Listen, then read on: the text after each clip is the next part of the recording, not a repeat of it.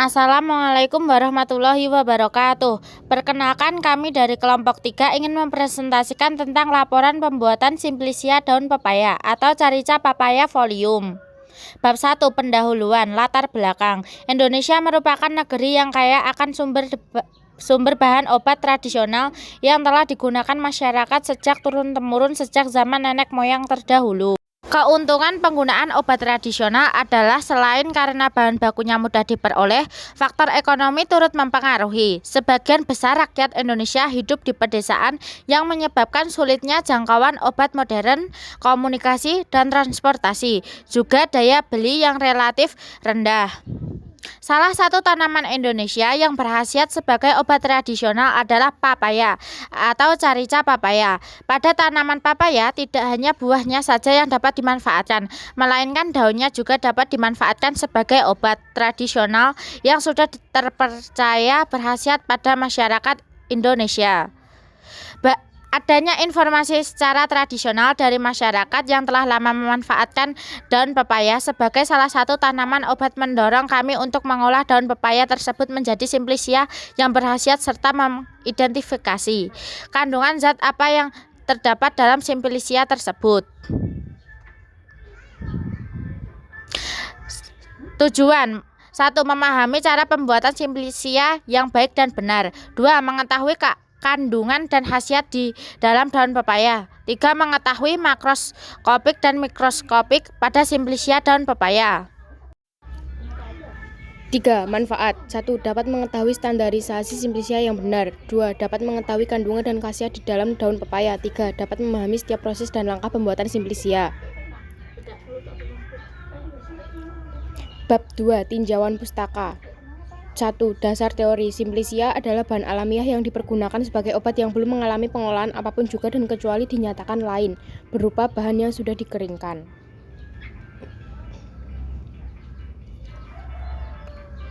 Bahan alamiah.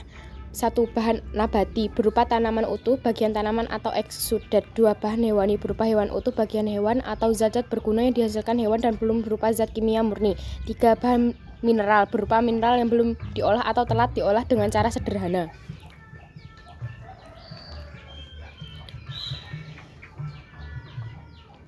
Sumber mineral: A. Tumbuhan liar. B. Tanaman budidaya atau tumbang sari toga perkebunan.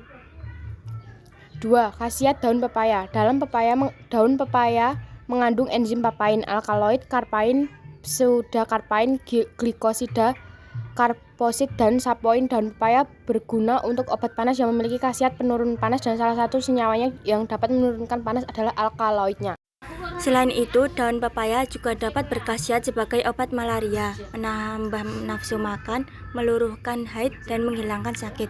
Daun pepaya juga dapat dijadikan sebagai obat cacing kremi, disentri amoeba, kaki gajah, kejengkolan, perut mulas, kanker, dan masuk angin. 3. Cara pembuatan Simplicia. 1. Pengumpulan bahan baku.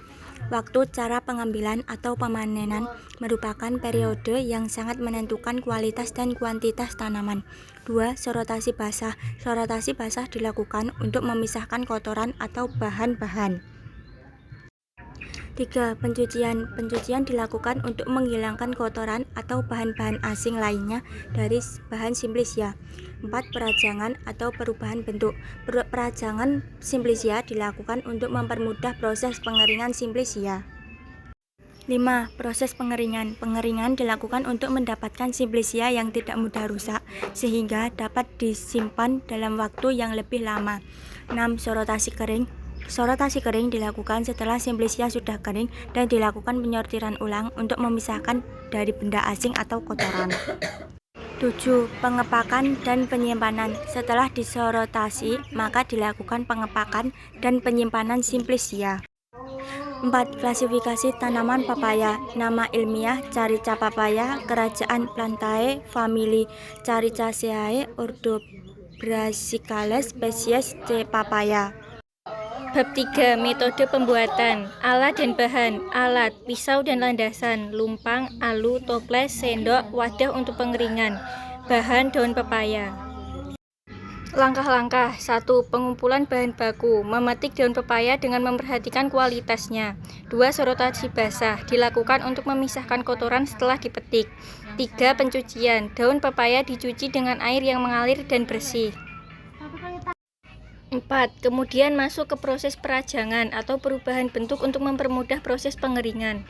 5. Sorotasi kering. Dilakukan setelah simplisia sudah kering. 6. Setelah itu simplisia dikemas dalam wadah toples yang tertutup baik dan rapat. Bab 4 penutup. 1. Kesimpulan. 1. Tanaman pepaya yaitu batang, bunga, daun, akar, kulit batang atau carica papaya L mampu dijadikan sebagai daya hambat pertumbuhan bakteri. 2. Tanaman pepaya yaitu batang, akar, dan kulit pepaya mengandung alkaloid, saponin, dan flavonoid.